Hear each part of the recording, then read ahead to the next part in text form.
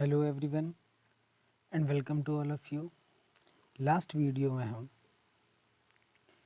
Potential तक पढ़ चुके थे। इसके बाद आप देख रहे हैं अमीटर और वोल्ट मीटर में क्या डिफरेंस है। तो आप यहाँ देख सकते हैं कि एक टेबल है जिसमें एक तरफ आपको अमीटर दिया गया है और सेकंड है वोल्ट मीटर। तो कुछ बहुत ही छोटे डिफरेंस हैं इनमें, तो आप याद करने हैं कि ammeter is used for measure the amount of current. और आप जानते भी हैं कि अमीटर को आप करंट का मेज़रमेंट करने के लिए यूज़ करते हैं। इसी तरह जब आपको पोटेंशियल या पोटेंशियल डिफरेंस मेज़र करना है तब आप वोल्ट मीटर का यूज़ करते हैं। सेकंड है कि अमीटर को ऑलवेज़ आप सीरीज़ में ऐड करेंगे, जबकि वोल्ट मीटर आपके पैरेलल होगा। थर्ड देखिए, एमीटर का एक वेरी लो रेजिस्टेंस होता है, जबकि वोल्ट मीटर का एक बहुत ही ज़्यादा रेजिस्टेंस होता है। तो ये कुछ 3 डिफरेंस हैं जो आपके सिलेबस में दिए गए हैं। इसके बाद आप देख रहे हैं कुछ एग्जाम्पल। तो फर्स्ट एग्जाम्पल है आपका, name a device that helps to maintain a potential difference across a conductor. तो आपको याद ही करना पड़ेगा कि इसका आंसर होगा आपका ए बैटरी और ए सेल। सेकंड क्वेश्चन है, what is meant second question है what is meant by saying that the potential difference between 2 points is 1 volt. आप जानते हैं कि जो वोल्ट मीटर है वो पैरेलल लगाया जाएगा, और अगर पोटेंशियल डिफरेंस 1 वोल्ट है, इसका मतलब है जो कि वर्क है वो 1 जूल होगा और जो वहाँ चार्ज है वो 1 कूलाम होगा। ये आपने कैसे किया? ये हमने किया है V इज इक्वल होता है आपका W/C। तो जब W और C दोनों की वैल्यू 1 रख दी जाएगी तभी आपका आंसर 1 वोल्ट आ सकता है। तो सॉल्यूशन देखिए, it means that if coulomb charge is carried between these points, a work of 1 joule will be done. I hope ये सॉल्यूशन आपको समझ आया होगा। नेक्स्ट क्वेश्चन देखिए, on following a charge of 4 coulomb between 2 points of a wire, a potential difference of 16 volt is developed, then calculate the work done. अब देखिए, जो भी क्वेश्चन में गिवन है वो आप लिख लीजिए। आपको यहाँ दिया गया है क्वेश्चन में चार्ज, और आपको दिया गया है यहाँ क्वेश्चन में पोटेंशियल डिफरेंस, और आपसे पूछा गया है कि कितना वर्क किया गया है। तो आपको Q की वैल्यू दी है 4 कूलाम, पोटेंशियल डिफरेंस दिया है आपका 16 वोल्ट। तो आपका पोटेंशियल डिफरेंस का फॉर्मूला आप जानते हैं कि फॉर्मूला है आपका V इज इक्वल W/Q। यहाँ से आपको W की वैल्यू निकालनी है, तो आप जानते हैं कि आपका फॉर्मूला बनेगा W इज इक्वल V/Q। इस तरह से आंसर आपका आएगा 64 जूल। नेक्स्ट क्वेश्चन देखते हैं। Your next question is, how much work is done in moving A charge of 2 coulomb across 2 point having a potential difference 12 volt. तो जो भी क्वेश्चन में गिवन है वो फिर से आप लिख लेंगे। तो आपको गिवन है कि जो आपका चार्ज कितना है 2 कूलाम, आपका पोटेंशियल डिफरेंस कितना है 12 वोल्ट। आपको कैलकुलेट क्या करना है, how much work is done, यानी फिर से आपको वर्क कैलकुलेट करना है। तो इसके लिए फॉर्मूला आप ये यूज़ करेंगे। तो W तो आपको चार्ज दिया गया है 2 कूलाम, तो आपने लिया है 2 यहाँ, और आपको वोल्ट दिया गया है 12 वोल्ट, तो आपने यहाँ लिया है। इसे मल्टीप्लाई करेंगे, आंसर आएगा आपका 24 जूल। तो अगर आपको फॉर्मूले याद हैं तो इस चैप्टर में आपके लिए न्यूमेरिकल बहुत ही इजी होने वाले हैं। नेक्स्ट क्वेश्चन देखते हैं। The potential difference in a circuit is 12 volt. तो इस बार भी आपको पोटेंशियल डिफरेंस दिया है, 36 जूल एनर्जी इज़ कंज्यूम्ड। इस बार उसने आपको वर्क भी दे दिया। In 2 second then find the value of current flow. अब आपको करंट कैलकुलेट करना है, तो फिर से आप फर्स्ट ऑफ ऑल वो सभी वैल्यू को लिख लेंगे जो कि गिवन है। तो देखिए आपको पोटेंशियल डिफरेंस जिसे V से प्रेजेंट किया है गिवन है 12 वोल्ट, आपको टाइम दिया गया है 2 सेकेंड, आपको वर्क दिया गया है 36 जूल, आपको I फाइंड आउट करना है। तो अब देखिए इन सभी में जितनी वैल्यू आपको दी गई हैं और जो फाइंड आउट करना है, इनमें कोई रिलेशन देखिए। तो क्योंकि हमें आई फाइंड आउट करना है तो आई का रिलेशन इन सभी के साथ देखना है। अगर इन सभी के साथ ना हो तो कम से कम इनमें से मैक्सिमम पॉइंट्स के साथ उसका रिलेशन देखना है। तो आप जानते हैं कि आई यानी आपका करंट होता है Q अपॉन टी, जो कि यहाँ दिया गया है। देखिए आई होता है Q अपॉन आई है आपका Q अपॉन टी। अब क्वेश्चन में आपको क्यों नहीं दिया गया, अब आपको कोई ऐसा वे देखना है इसमें जहाँ से आप Q फाइंड आउट कर सकें। टी दिया गया है आपको 2 सेकेंड। तो देखिए क्वेश्चन को करने के लिए हम क्या करते हैं, हमें यूज़ करते हैं Q इज इक्वल है आपका W अपॉन V, ये होता है। तो यहाँ से Q की वैल्यू आ जाएगी 3 कूलाम। अब आप यहाँ पे Q की वैल्यू रख देंगे 3 और आपका सेकेंड है 2, टाइम है 2, तो 3 अपॉन 2 आंसर आएगा आपका 1.5 एम्पियर। नेक्स्ट क्वेश्चन देखते हैं। तो आपका नेक्स्ट क्वेश्चन है calculate the work done by A circuit in passing 2 ampere current for 3 minutes from 6 volt battery. तो सॉल्यूशन में गिवन है करंट है आपका 2 एम्पियर, पोटेंशियल डिफरेंस है यानी V 6 वोल्ट, टाइम है आपका 3 मिनट और आप जानते हैं इसे सेकंड में कन्वर्ट कर लेंगे तो 60 से मल्टीप्लाई होगा और आपका आएगा 180 सेकंड। आपको यहाँ कैलकुलेट करना है वर्क। तो देखिए सबसे पहले हम यहाँ Q की वैल्यू निकालेंगे, क्योंकि वर्क निकालने के लिए आपको चार्ज चाहिए। तो आप Q यानी चार्ज की वैल्यू निकालेंगे I इंटू टी से। I की वैल्यू आपको दी गई है 2 एम्पियर और सेट टाइम आपको दिया गया है 180। तो आंसर आएगा आपका 360 कूलाम। अब आप जानते हैं कि आपको वर्क निकालने के लिए फॉर्मूला आप यूज़ करेंगे W is equal V into Q. इस तरह से जब आप V और Q की वैल्यू को मल्टीप्लाई करेंगे आंसर आपका आएगा 2160 जूल।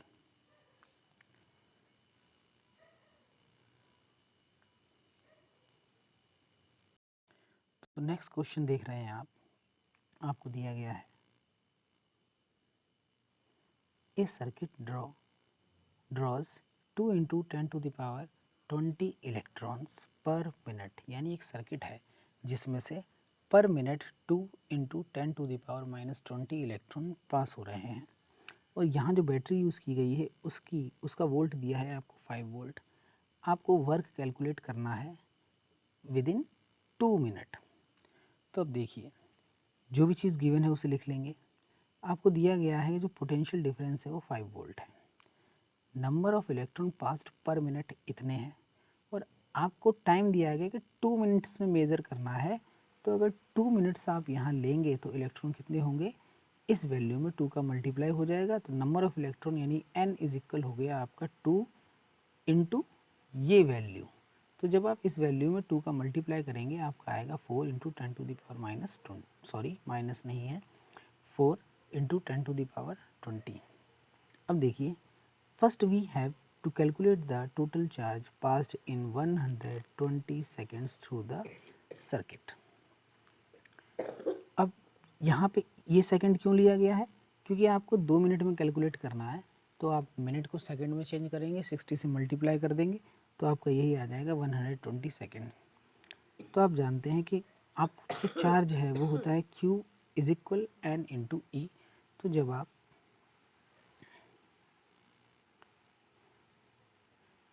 N और E की वैल्यू को मल्टीप्लाई करेंगे आपका आएगा 64 कूलाम।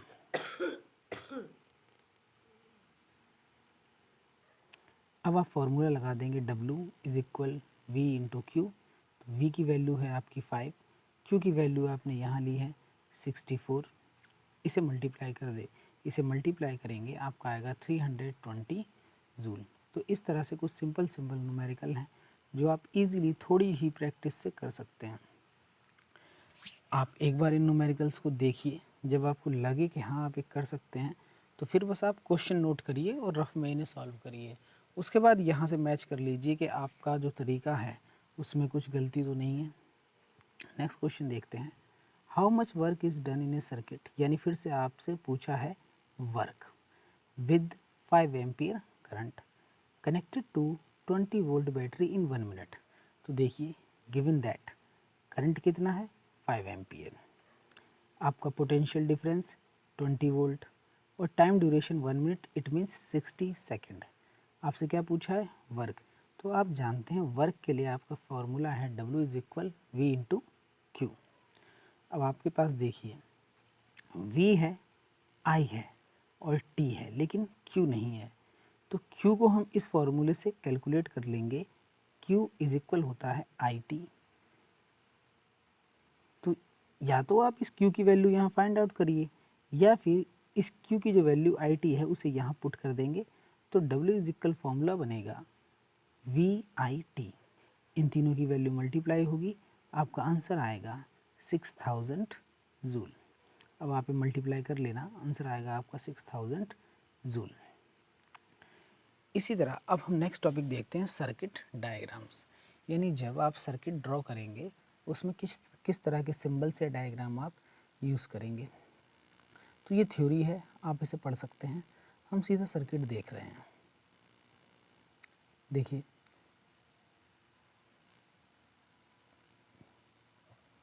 ये जो सिंबल लिया है आपने, जिसमें A है, A4 है एम्पियर, जिससे आप करंट मेज़र करेंगे। इसका एक प्लस टर्मिनल है और सेकंड टर्मिनल इसका माइनस है। ये आपने बल्ब लिया है, ये रेजिस्टेंस है, ये बैटरी है जिसमें भी प्लस माइनस होगा, और इसी बैटरी पर आपने वोल्ट मीटर लगाया है। और हम जानते हैं कि वोल्ट मीटर आप पैरेलल लगाते हैं। ये आपका की है और ये है आपका करंट आई। इस तरीके से हम एक सर्किट को ड्रॉ करते हैं।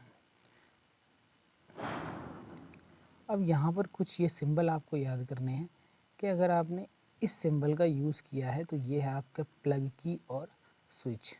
अगर कोई वायर कहीं जॉइंट हो रहा है तो हम उसके लिए सिंबल लेते हैं ये। अगर वायर क्रॉस कर रहे हैं बिना किसी जॉइंट के, एक दूसरे को क्रॉस कर रहे हैं, तब आप सिंबल लेंगे ये। अगर कोई बल्ब है तो बल्ब के लिए आप सिंबल लेंगे, या तो बल्ब बना देंगे या फिर उसकी जगह ये सिंबल यूज़ करेंगे। कोई रेजिस्टर है यानी कोई रेजिस्टेंस है तो हम यूज़ करते हैं ये। और जब रेजिस्टेंस में आप वेरिएशन कर सकें, यानी वेरिएबल रेजिस्टेंस होगा, तब हम यूज़ करते हैं इस सिंबल का या फिर इसका। तो ऊपर आपने रेजिस्टेंस, जो अभी आपने सर्किट देखा था वहाँ पर आपने रेजिस्टेंस और वेरिएबल रेजिस्टेंस दोनों का ही यूज़ किया है। आप जानते हैं कि A4 है एमीटर, V4 है वोल्ट मीटर, और इलेक्ट्रिक सेल में हम इस सिंबल से यूज़ करते हैं, यानी इलेक्ट्रिक सेल को आप इस सिंबल से डिनोट करते हैं, जिसके लिए आप एक बड़ी लाइन खींचते हैं, फिर स्मॉल लाइन, फिर बड़ी लाइन, फिर स्मॉल लाइन। तो जितनी ज़्यादा लाइनें आप करते हैं आपके सेल और बैटरी की पावर उतनी ही इंक्रीज़ होती है। आपको याद रखना, ये जो बड़ी लाइन है इसे हम प्लस टर्मिनल कहते हैं, और जो छोटी लाइन है इसे आप माइनस टर्मिनल कहते हैं। तो यहाँ पर आपकी छोटी बैटरी दी गई है, आप चाहें तो इनकी लाइनें बढ़ा करके आप इसे एक बड़ी बैटरी बना सकते हैं। नेक्स्ट है आपका बैटरी और कॉम्बिनेशन सेल। देखिए ये है बैटरी और कॉम्बिनेशन सेल, यानी जब आपने कई छोटे छोटे इलेक्ट्रिक सेल जोड़ दिए हैं। अब है आपका प्लग की और स्विच ओपन, यानी ये जो आपने फर्स्ट देखा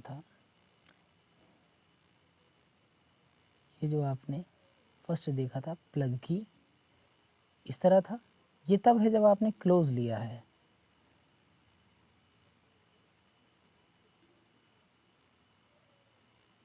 ये तब है जब आपने क्या किया है, क्लोज किया है, तब ये जो ब्रैकेट आपने लगाया है इसके बीच में हम डॉट रख देते हैं, इसका मतलब है कि सर्किट क्लोज है।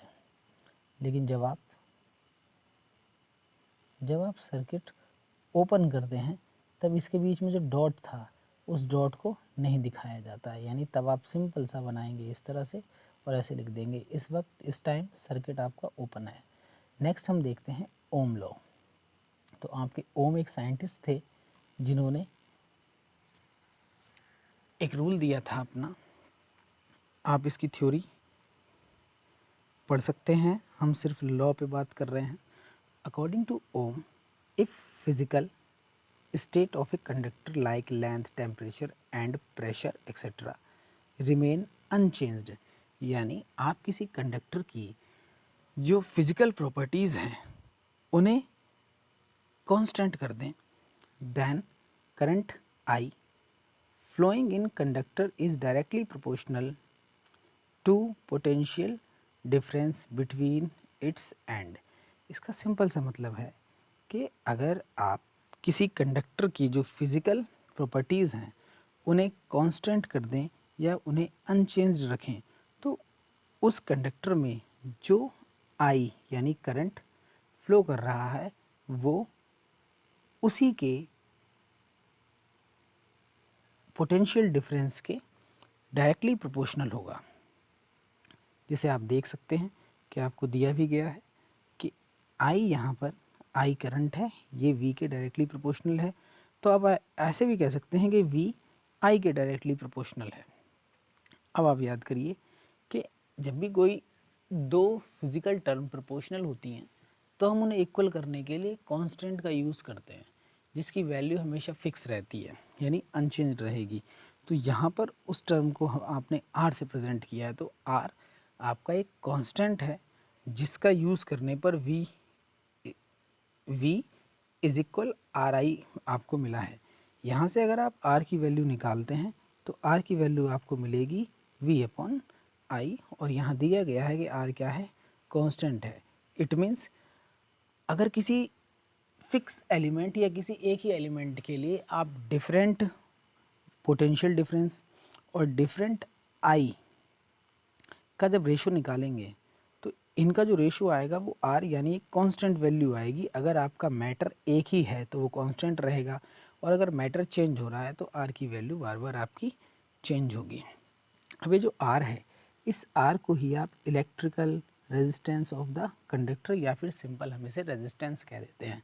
तो जितने भी कंडक्टर हैं उन सभी का अपना एक रेजिस्टेंस होता है। तो रेजिस्टेंस हर एक कंडक्टर का या हर एक मैटर का ऐसा फिज़िकल कैरेक्टर है जिस कैरेक्टर की वजह से उस मैटर में जो करंट है वो फ्लो नहीं होता है, या फिर आप कहेंगे कि मैटर अपने अंदर करंट को फ्लो करने से रोकता है। इस कैरेक्टर को ही या इस एबिलिटी को ही हम रेजिस्टेंस कहते हैं। अब देखिए आगे आप ये पूरी लैंग्वेज पढ़ लेंगे, हम जल्दी जल्दी करते हैं। देखिए, if physical state on a conductor remain unchanged, then the ratio of potential difference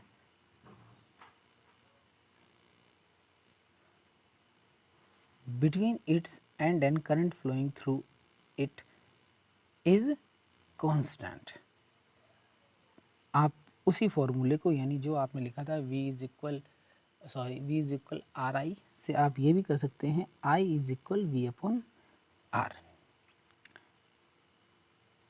आप ये पढ़ लेंगे।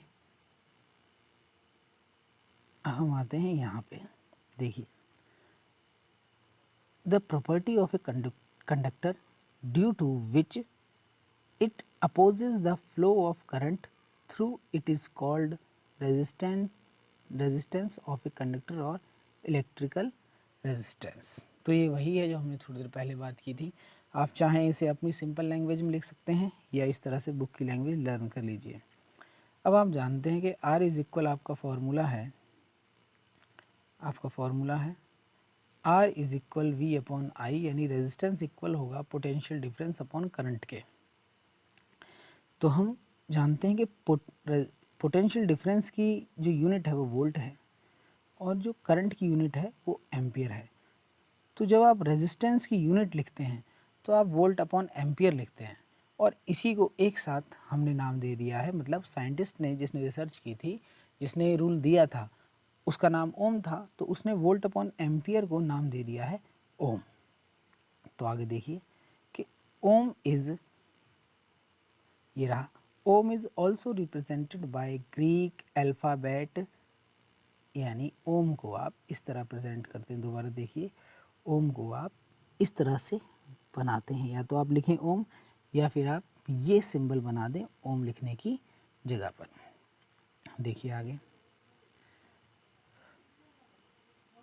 तो अगर V आपका, यानी जो वो आपका पोटेंशियल डिफरेंस है वो 1 वोल्ट हो और करंट आपका 1 एम्पियर हो, तो आप जानते हैं R की वैल्यू क्या आनी है, 1 ओम ही आ जाएगी। अब इसकी डेफिनेशन देखिए, if A potential difference of 1 volt across the end of a conductor and a current of 1 ampere flowing through conductor, then resistance is conductor with will be 1 ohm। आप चाहें तो इतनी बड़ी डेफिनेशन लिखें, या फिर आप सिंपल सा कह सकते हैं कि यदि किसी कंडक्टर में, कंडक्टर का जो वोल्ट है या पोटेंशियल डिफरेंस है वो 1 वोल्ट हो और उसमें जो करंट है वो भी 1 एम्पियर हो, तो आपका जो रेजिस्टेंस है वो 1 ओम होगा। अब इस तरह यहाँ पर नीचे लाइन में यहाँ पर इसे मेगा ओम और माइक्रो ओम में प्रेजेंट किया गया है। आप जानते हैं कि जब मेगा वर्ड यूज़ आता है तो 10 की पावर 6 यूज़ करते हैं, और जब माइक्रो आता है तो आप 10 की पावर -6 यूज़ करते हैं। आप ये लैंग्वेज आप पढ़ सकते हैं, आप इसे खुद पढ़िएगा। यहाँ देखिए,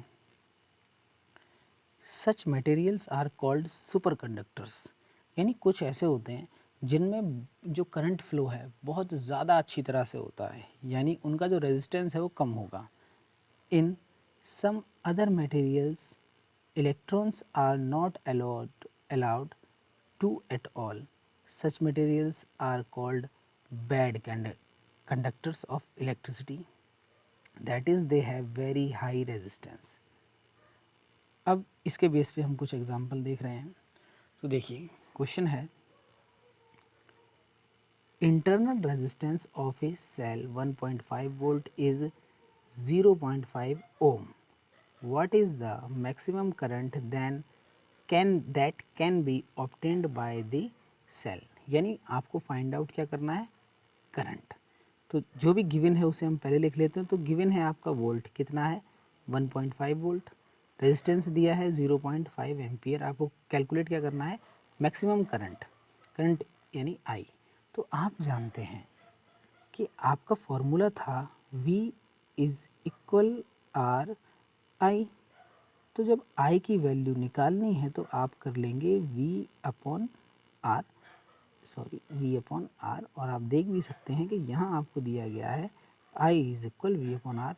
तो आप V और R की वैल्यू पुट करेंगे, आपको सिंपल सा आंसर मिलेगा 3 एम्पियर। आपको ये याद रखना है कि यूनिट के बिना आपका आंसर कंप्लीट नहीं होगा। अगर आप यूनिट नहीं लिखते हैं तो एग्जामिनर नंबर काट लेगा। नेक्स्ट क्वेश्चन देखिए, ए current of 0.5 ampere is flowing in a circuit and a potential difference of 3 volt is applied on its end, then find resistance of conductor। अगर आपको क्वेश्चन की लैंग्वेज समझ नहीं आ रही तो उस पर ज़्यादा ध्यान मत दीजिएगा। आप सिर्फ ये पहचानिए कि क्वेश्चन में गिवन क्या है। तो जैसे ही हम देखते हैं कि 0.5 एम्पियर है, इट मीन्स है कि आपको करंट दे दिया है, क्योंकि एम्पियर में करंट ही मेज़र होता है।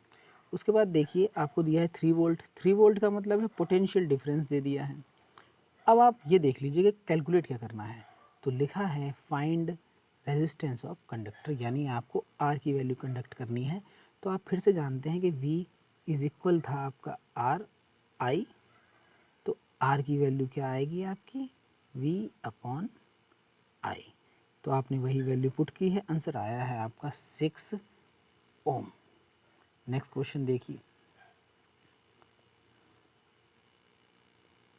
नेक्स्ट क्वेश्चन है, an electric bulb draws a current of 2.2 ampere from 220 volt supply।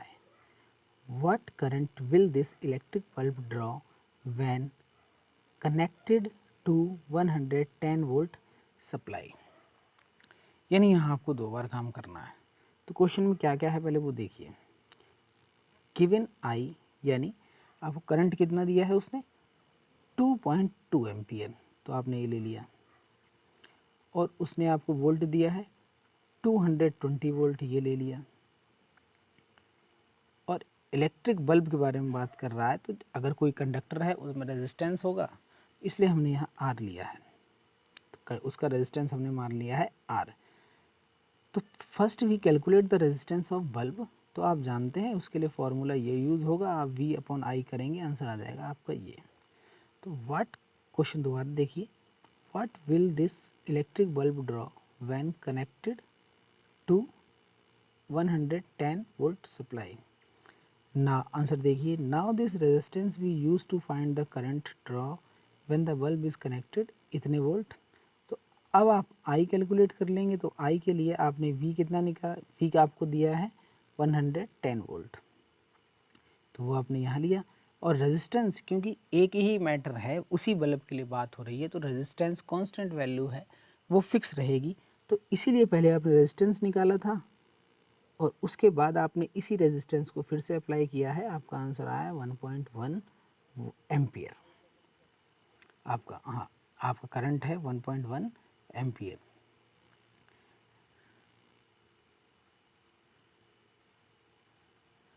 अब नेक्स्ट टॉपिक है आपका वेरिफिकेशन ऑफ ओम्स लॉ।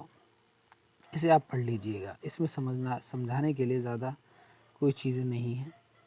अब यहाँ आप थोड़ा ध्यान दीजिए कि ये आपने सर्किट एक सर्किट लिया है। इस सर्किट में आप जानते हैं कि ये बैटरी है, इस सर्किट में ये बैटरी है। ये आपका वेरिएबल रेजिस्टेंस है, ये आपका रेजिस्टेंस वायर है, ये वोल्ट मीटर है। और वोल्ट मीटर हमेशा हम जानते हैं पैरेलल लगाया जाता है, इसीलिए रेजिस्टेंस के पैरेलल ही ये आपको दिखाया गया है। ये एमीटर है, ये हमेशा सीरीज़ में लगेगा। और ये आपका प्लग या की है। इसका सीक्वेंस कुछ इसी तरह रखना है आपको।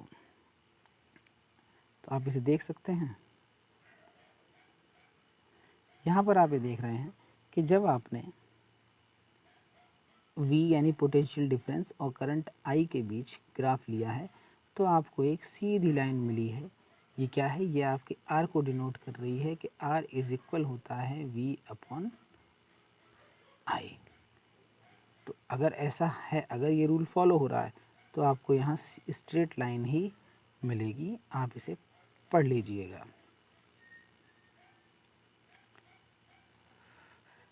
नेक्स्ट टॉपिक है वेरिएबल रेजिस्टेंस, जो कि आपके सिलेबस में नहीं है, आप चाहें तो इसे यहाँ से पढ़ सकते हैं।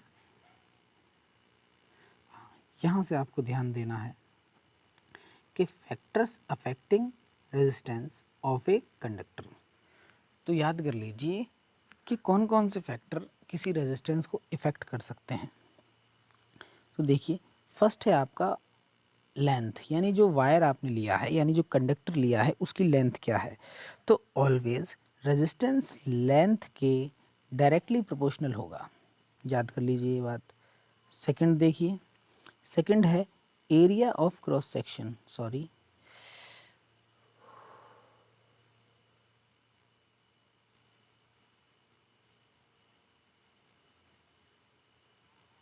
सेकंड है आपका एरिया ऑफ क्रॉस सेक्शन। यानी आपका जो कंडक्टर है, आप उसका क्रॉस सेक्शन करते हैं, फिर उसका एरिया देखते हैं। तो एरिया को आपने ए से डिनोट किया है। तो याद करिए कि resistance area of cross section के इन्वर्सिबल प्रोपोर्शनल होता है, पढ़ सकते हैं आप इसे। तो आपको दो फॉर्मूले मिलते हैं, फर्स्ट और सेकंड, जिसे बुक ने इक्वेशन फर्स्ट इक्वेशन सेकंड से यूज़ किया है। अगर हम इन दोनों इक्वेशन को एक साथ लिखते हैं, तो आप यहाँ लिख सकते हैं,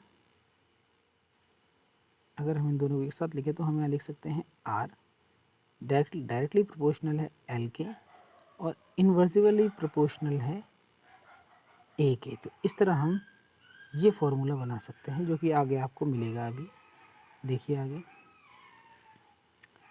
तो आप देख सकते हैं the resistance of a wire in is in inversely proportional to the square of its diameter. Next देखिए, नेक्स्ट पॉइंट है आपका on material of conducting wire, यानी जो आपका वायर है वो किस मैटर का बना है उस पर भी रेजिस्टेंस डिपेंड करता है। इसे हम फॉर्मूले में शो नहीं कर सकते, ये हमें याद ही रखना है।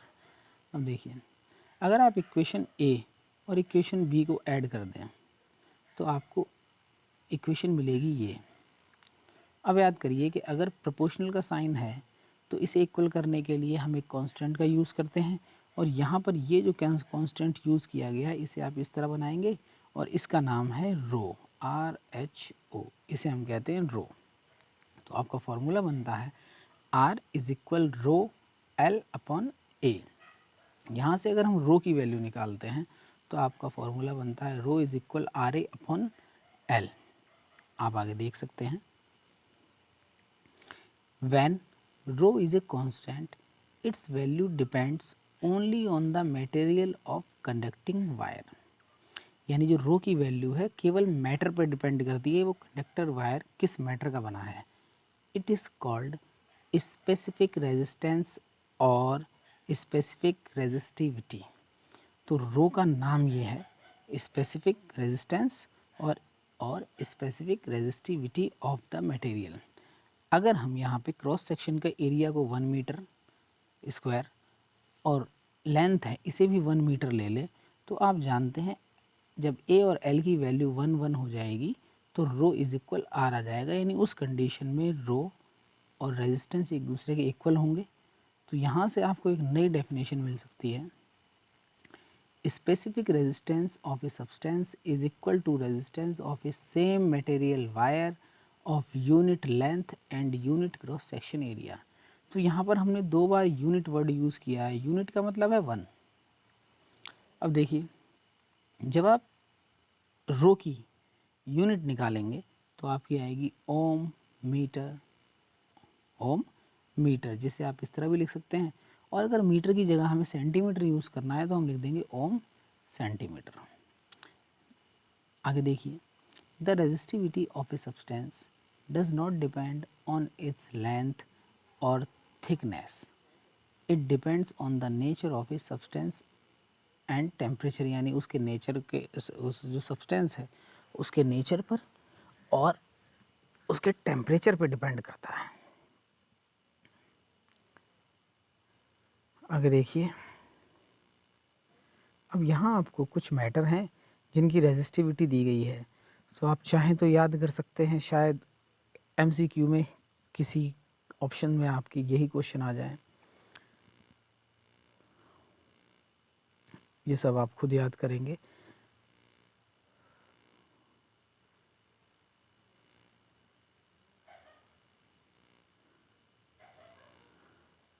अब हम कुछ क्वेश्चन देख लेते हैं। देखिए, आपका क्वेश्चन है, a length of a wire is 1 metre, diameter 0.2 millimetre and resistance is 10 ohm. Calculate the specific resistivity of material of the wire. तो जो कुछ गिवन है आपने लिख लिया है कि लेंथ इतनी है, रेजिस्टेंस 10 वोल्ट है, 10 ओम है, डायामीटर ऑफ द वायर यानी उसे हमने डायामीटर को डी से प्रेजेंट किया, ये आपका 0.2 mm है। और अगर आप इसकी रेडियस निकालेंगे तो हम जानते हैं कि रेडियस इज इक्वल होता है डायमीटर अपॉन 2, तो आपका आएगा 0.1 मिलीमीटर। और अगर हमें ये मीटर में चेंज करना है तो हम इसमें 10⁻⁻5 से मल्टीप्लाई कर देंगे, तो आंसर आएगा आपका 1 × 10⁻⁻4 मीटर।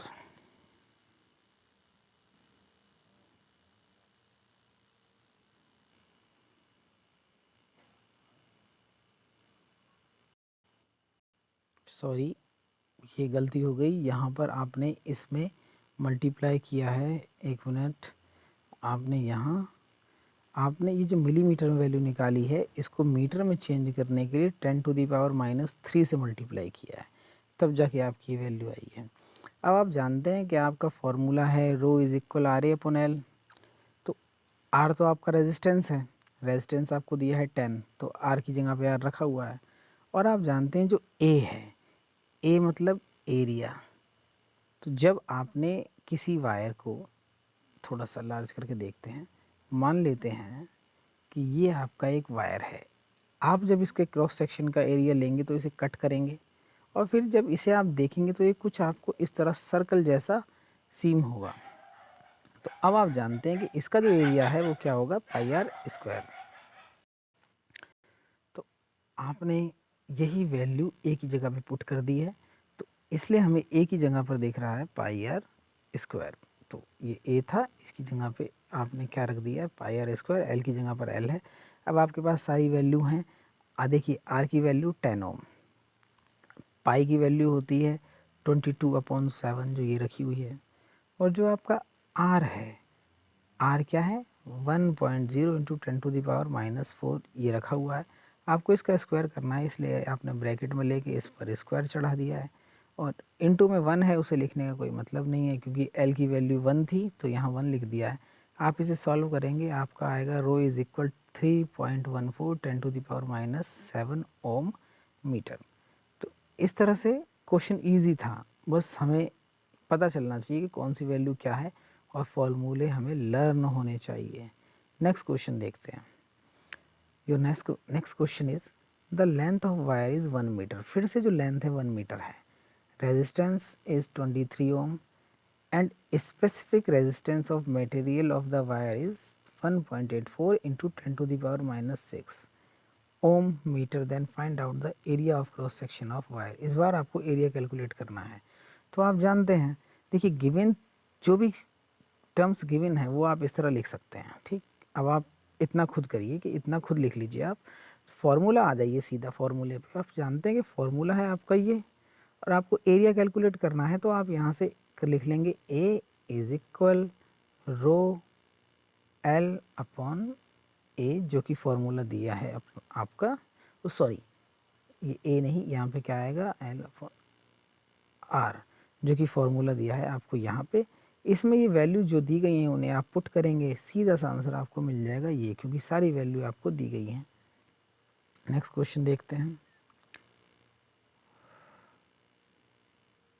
तो your next question is resistance of a metal wire of length 1 metre is 26 ohm at 20 degree Celsius if the diameter of the wire is 0.3 millimeter.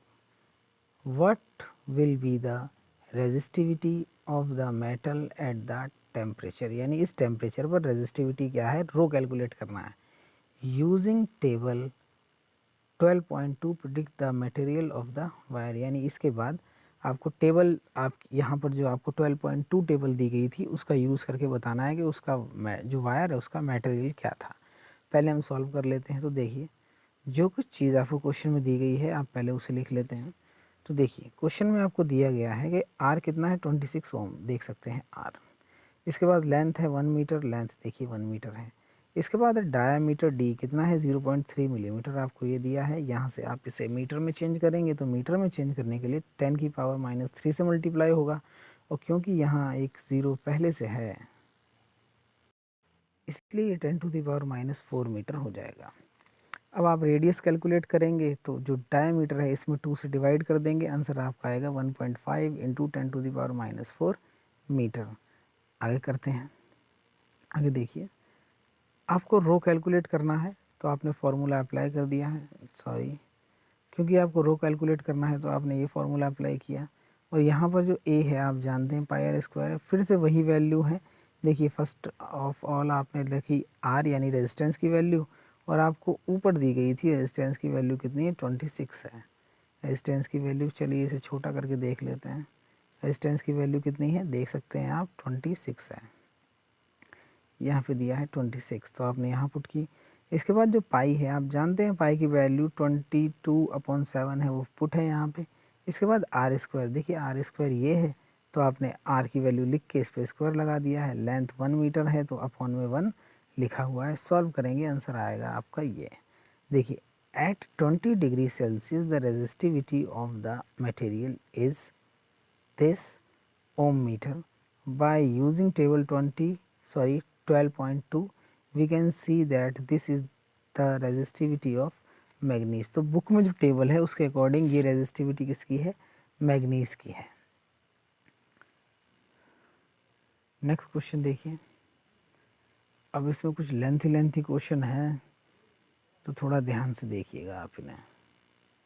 आपको दिया गया है कि a wire of given material having length 1 metre, having length L, sorry 1 metre नहीं है, L है, and area of cross section is A, has a resistance of 4 ohm, what would be the resistance of another wire of the same material having length 1/2 and area of cross section 2। इसका मतलब है कि उसने आपको एक wire दिया है जिसकी लेंथ A है और उसका क्रॉस सेक्शन का एरिया 2 है और उसका रेजिस्टेंस कितना आ रहा है, 4 ओम आ रहा है। अब वो आपसे ये कह रहा है कि इसी मीटर का एक दूसरा वायर आप ले रहे हैं जिसकी लेंथ इससे हाफ है और क्रॉस सेक्शन का एरिया डबल है। अब आपको यहाँ रेजिस्टेंस कैलकुलेट करना है। तो देखिए फर्स्ट ऑफ ऑल आप ये फॉर्मूला लगा लेंगे। क्वेश्चन में रेजिस्टेंस ही, हाँ सही है। फर्स्ट ऑफ ऑल आप ये फॉर्मूला लगाएंगे तो जो फर्स्ट मैटर है उसका रेजिस्टेंस कितना है, R, ये आपने फर्स्ट वायर के लिए किया है। अब आप सेकंड वायर पे आ जाइए कि जब आप सेकंड, इसे हमने इक्वेशन दे दिया है फर्स्ट, देखिए इस चीज़ को आपने इक्वेशन दे दी है, इस चीज़ को आपने इक्वेशन दे दी है फर्स्ट, ये देख सकते हैं ये रही। अब चलते हैं नेक्स्ट वायर पर। नेक्स्ट वायर जब होगा जब आपकी जो लेंथ है वो हाफ हो रही है और एरिया डबल हो रहा है। तो देखिए फॉर्मूला तो हम यही अप्लाई करेंगे, फॉर्मूला तो जो आपका ये था यही अप्लाई होगा। तो फॉर्मूला देखिए R इज इक्वल है रो, और क्योंकि लेंथ हाफ थी तो हमने कर दिया L/2, देख सकते हैं आप, और जो एरिया है वो डबल कर दिया है। तो यहाँ वैल्यू क्या आएगी, रो L/4A आ जाएगी। अब आप इसे दे देते हैं इक्वेशन नंबर 2। अब आप इक्वेशन 1 और इक्वेशन 2 में कंपैरिजन करिए तो आप देख सकते हैं कि यहाँ पर, एक मिनट, तो आप देख सकते हैं कि यहाँ पर रो L/A इसकी वैल्यू क्या है, 4 है। इसे थोड़ा लार्ज कर लेते हैं, सॉरी, हाँ अब सही है। अब देखिए ये रो L/A है और यहाँ भी अगर इस 4 को हम छोड़ दें तो रो L/A है। इसका मतलब है कि इस रो L/A की जगह पर हम ये वाला 4 अप्लाई कर देंगे। तो जैसे ये 4 आप यहाँ रखेंगे तो 4/4 होगा, और 4/4 होते ही आंसर आपका क्या आ जाएगा, R की वैल्यू आ जाएगी 1। तो देखिए बुक में कुछ ज़्यादा ही टफ कर रखा है, हम सीधा जानते हैं कि आंसर, आपके आंसर क्या आने वाला है, आपका आंसर आने वाला है 1। अगर ये क्वेश्चन समझ में नहीं आया है तो आप कमेंट कर सकते हैं, हम इसे अलग से भी समझ सकते हैं। नेक्स्ट एग्जांपल देखिए। देखिए फिज़िक्स में जब आप फिज़िक्स पढ़ेंगे तो बिना एग्जांपल के पढ़ना ये बेकार है। तो यहाँ पर जब तक आप न्यूमेरिकल लगाना नहीं सीख रहे तब तक आप फिज़िक्स में नंबर नहीं ला सकते हैं। इसीलिए ज़्यादा इस चैप्टर में ज़्यादा ध्यान है हमारा केवल एग्जांपल्स पर। तो देखिए फिर से एक क्वेश्चन है, the resistance of a conducting wire is 10 ohm if the length of this wire is double, इस बार लेंथ डबल हो रही है, and area of cross section is half, area कैसा हो रहा है, हाफ हो रहा है, then what will be the resistance of wire. तो देख लीजिए फिर से हम ये फार्मूला यूज़ करेंगे। रेजिस्टेंस उसने दिया है 10 और ये चीज़ तो ऐसी रहेगी क्योंकि उसने वैल्यू नहीं दी, उसने बस कह दिया कि लेंथ है एरिया है। तो ये फार्मूला अप्लाई कर लेंगे, इसे देंगे नंबर 1।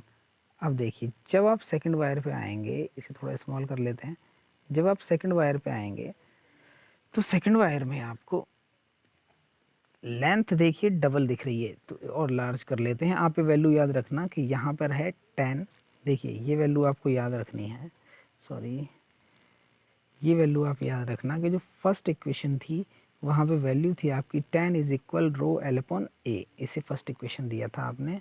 अब देखिए नेक्स्ट देखते हैं आप, इसे थोड़ा लार्ज कर लेते हैं। देखिए अब देखिए जब जो आपकी एरिया है वो हाफ हो रहा है और लेंथ है वो आप क्या कर रहे हैं, डबल कर रहे हैं, तब आपका R होगा rho into 2L upon L/2। तो ये 2 ऊपर चला जाएगा तो आपका बनेगा 4 रो एल अपॉन ए। अब देखिए ये जो वैल्यू थी रो एल अपॉन ए, ये तो वही है जो ऊपर थी, तो यहाँ पर आप उसकी वैल्यू पुट कर सकते हैं। तो रो एल अपॉन ए की वैल्यू कितनी थी, 10 ओम थी। तो हम सीधा 4 के इस 4 के साथ इस 10 को मल्टीप्लाई कर देंगे, आंसर आपका आएगा 14 ओम। आई होप आपको ये समझ आ रहा होगा। और इसी तरह के एग्जाम पे आपके इसी तरह के क्वेश्चन आपके लिए इम्पोर्टेंट है। अब ये कुछ क्वेश्चन है, ये आप अपने आप करके देखिएगा, अगर नहीं आते हैं तो आप फिर आप भी पूछ सकते हैं। आगे चलते हैं हम थ्योरी पे। हाँ देखिए, अब हम पढ़ रहे हैं resistance of a system of resistors, यानी जब आप कई सारे रेजिस्टेंस को एक सिस्टम में लगाते हैं, कई सारे रेजिस्टर्स को एक सिस्टम में अरेंज करते हैं, तब वहाँ पर रेजिस्टेंस आप कैसे कैलकुलेट करेंगे। तो याद रखिए कि रेजिस्टर्स को आप दो तरह के सिस्टम में लगा सकते हैं। फर्स्ट है सीरीज़, सेकंड है पैरेलल। तो फर्स्ट हम पढ़ लेते हैं सीरीज़। तो देखिए सीरीज़ का मतलब ये है कि आपने एक रेजिस्टर लिया आपने एक रेजिस्टर लिया R1 का मान लेते हैं ये फर्स्ट टर्मिनल है और ये लास्ट है, जिसे ये हमने कर दिया, ये लास्ट है। तो फर्स्ट रजिस्टर का लास्ट टर्मिनल सेकंड रजिस्टर के फर्स्ट टर्मिनल से ऐड होगा, और सेकंड रजिस्टर का लास्ट पॉइंट यानी एंड पॉइंट थर्ड के फर्स्ट पॉइंट से अटैच होगा, और इसी तरह से थर्ड का एंड पॉइंट फोर्थ के फर्स्ट पॉइंट से ऐड होगा। इसी तरह से अगर सीक्वेंस चल रहा है तो आप इसे सीरीज़ कहते हैं। अब हम इसकी लैंग्वेज पढ़ के देखते हैं, शायद लैंग्वेज में और थोड़ा सिंपल हो। देखिए लैंग्वेज है आपकी, in this type of arrangement two or more resistances are connected end to end one behind the other. The electric source, cell or battery etc. is connected between first end of first resistance and second end of last resistance।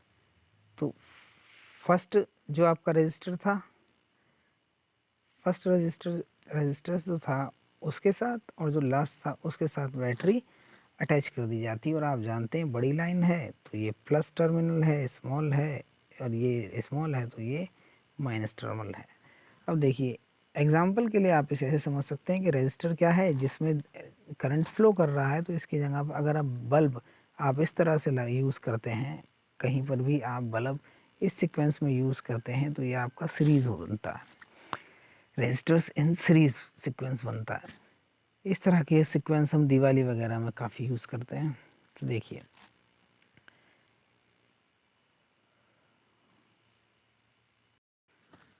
तो series में ही resistance के लिए आप इस तरह एक दूसरा diagram भी देख रहे हैं,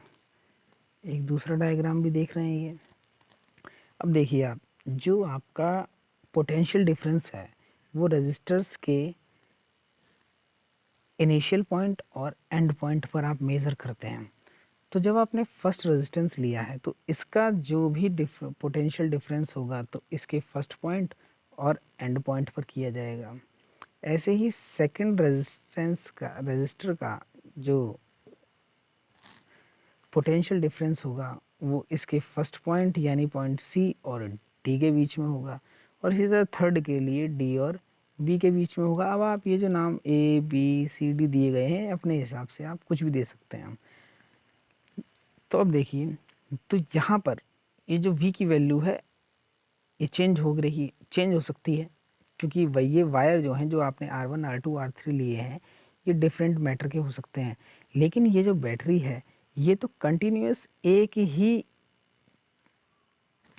इलेक्ट्रिसिटी प्रोवाइड कराएगी, जिसे हमने कर लिया आई, यानी जो आपकी इलेक्ट्रिसिटी है इसकी वैल्यू फिक्स रहेगी। लेकिन यहाँ पर जो वोल्ट मीटर है, वोल्ट मीटर की रीडिंग डिफरेंट हो सकती है। क्यों? क्योंकि ये जो मैटर लिया है जिसका ये वायर है या रजिस्टर्स हैं, वो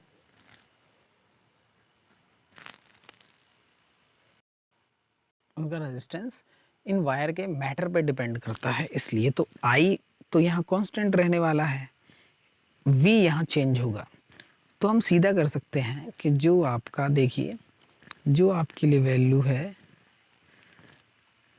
तो आप जानते हैं कि V इज इक्वल है आई आर या आर आई। तो देखिए आई तो चेंज हो नहीं रही इस सिस्टम में, क्योंकि जितने करंट यहाँ से निकलेगा वही यहाँ जाएगा और इस R1 से R2 में, R2 से R3 में और वापस यहाँ पर इस बैटरी में वापस आ जाएगा। तो आई की वैल्यू चेंज नहीं हो रही, चेंज क्या हो रहा है, आपका V और R चेंज हो रहा है। तो देखिए, तो हमने लिखा है V1 इज इक्वल क्या होगा, IR1। अब आप याद रखेंगे कि हमें यहाँ I1 लिखना चाहिए था, लेकिन धारा जो आपका करंट है वो चेंज नहीं हो रहा, वो फिक्स है, इसलिए हमने I लिया है, इसे इक्वेशन दे दिया है R1। इसी तरह से आप देख लीजिए, इसी तरह से आप V2 इज इक्वल कर लेंगे IR2, V3 IR3। अब ये बीच का करने की ज़रूरत नहीं है, आप इसे समझ चुके हैं। तो ये 3 इक्वेशन आपको मिली हैं। अब देखिए यहाँ पे हम मान सकते हैं, आप ये कर सकते हैं कि जो टोटल डिफरेंस ऑफ पोटेंशियल है वो किसके इक्वल होगा, V1 प्लस V2 और प्लस V3 के।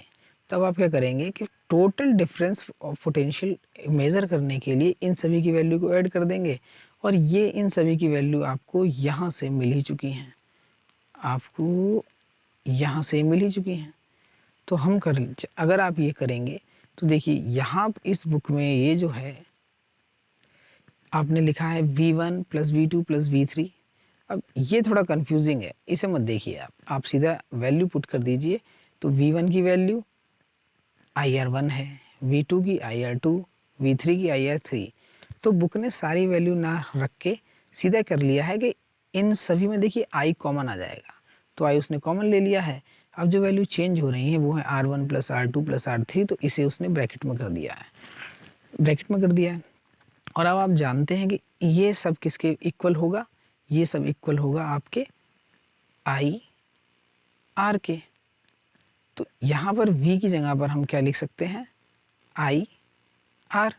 तो आई से आई कैंसिल होगा और आर इज इक्वल आएगा R1 plus R2 plus R3, जिसे नीचे भी समझाया गया है कि अगर आप इसी तरह करना चाहते हैं, देखिए अगर आप इस तरह करना चाहते हैं तो आप मान लीजिए कि हाँ आप यहाँ तक ले आए वैल्यू, इसे आपने एक नई इक्वेशन दी है।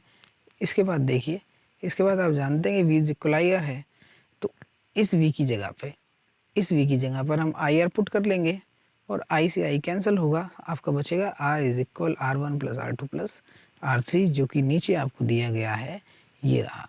तो आपको याद कर लेना है कि जब एक सीरीज़ में रेजिस्टेंस ऐड होते हैं तो आपका जो टोटल रेजिस्टेंस निकलता है वो सभी अलग अलग रजिस्टर्स के रेजिस्टेंस का सम होता है। नीचे दिया गया है, देखिए we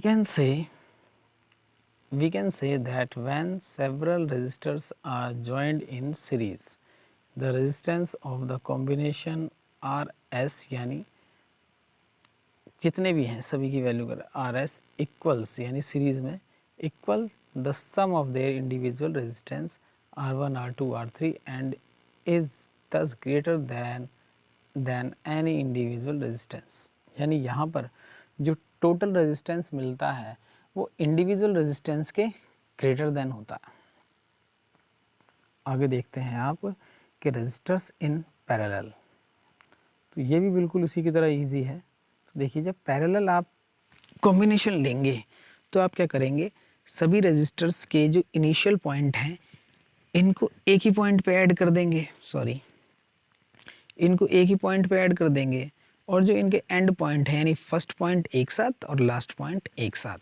अब इस बैटरी से जैसे ही करंट फ्लो होगा तो मान लीजिए वो करंट क्या है, आई है, लेकिन आप देख रहे हैं कि इस पॉइंट पे यहाँ पे 3 रेजिस्टर्स जुड़े हुए हैं, तो अब यहाँ पे आई 3 पार्ट्स में डिवाइड होगी। एक हमने मान लिया है I1 है, दूसरा I2 है, थर्ड I3 है, लेकिन अगर यहाँ कोई फोर्थ रजिस्टर भी होता तो हम उसे I4 में भी डिवाइड कर देते। तो हमने क्या किया है कि जो आपका R1 है उसके लिए जो करंट है वो I1 है, R2 के लिए I2 है, R3 के लिए I3 है। और अब आप जानते हैं कि जो आप वोल्ट मीटर से डिफरेंस ऑफ पोटेंशियल कैलकुलेट करते हैं वो इनिशियल और एंड पॉइंट पर होता है। तो देखिए इनिशियल और एंड पॉइंट तो यही है, यानी यहाँ पर जो वोल्ट मीटर है, सॉरी जो आपका डिफरेंस ऑफ पोटेंशियल है ये फिक्स रहेगा। इसीलिए यहाँ पर सिर्फ V दिया गया है, V1 V2 V3 नहीं दिया गया। आई होप आपको ये सब समझ आ रहा होगा।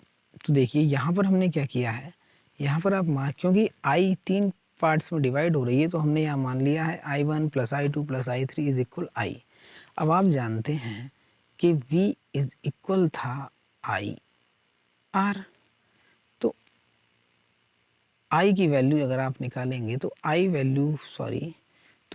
की वैल्यू होगी आपकी V अपॉन R। तो वही आपने लिया है, जब I1 है तो R1 लेंगे क्योंकि V इस बार कॉमन रहेगा। I2 लिया है तो R2, V upon R2, I3 है तो V अपॉन R3। अब देखिए ये सारी वैल्यू आप इस इक्वेशन में पुट कर देंगे और इस I की वैल्यू भी तो V अपॉन R होगी, तो यहाँ भी V अपॉन R होगा। अब आप जानते हैं जैसे ये लिया है आपने, इस I की जगह पर आप V अपॉन R लिख सकते हैं। तो देखिए ये सारे V एक ही जैसे हैं, ये कॉमन आ जाएंगे, V से V कैंसिल होगा, आपका क्या बचेगा 1 upon R is equal 1 upon R1 plus 1 upon R2 plus 1 upon R3, जिसे आप आगे देख सकते हैं कि यहाँ पर देखिए I is equal V R है। अगर ये यहाँ पुट कर दिया जाए तो आपको कुछ इस तरह से काम करना पड़ेगा और एट द लास्ट में ये वर्क आपका चेंज होगा इस इक्वेशन में,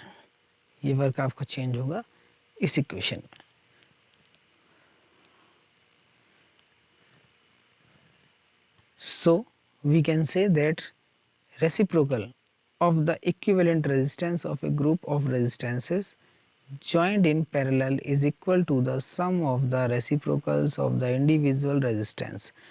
अब ये जो इनमें डिफरेंस है ये आप खुद ही पढ़ेंगे, इसके आगे हम देखेंगे नेक्स्ट वीडियो में। Thank you.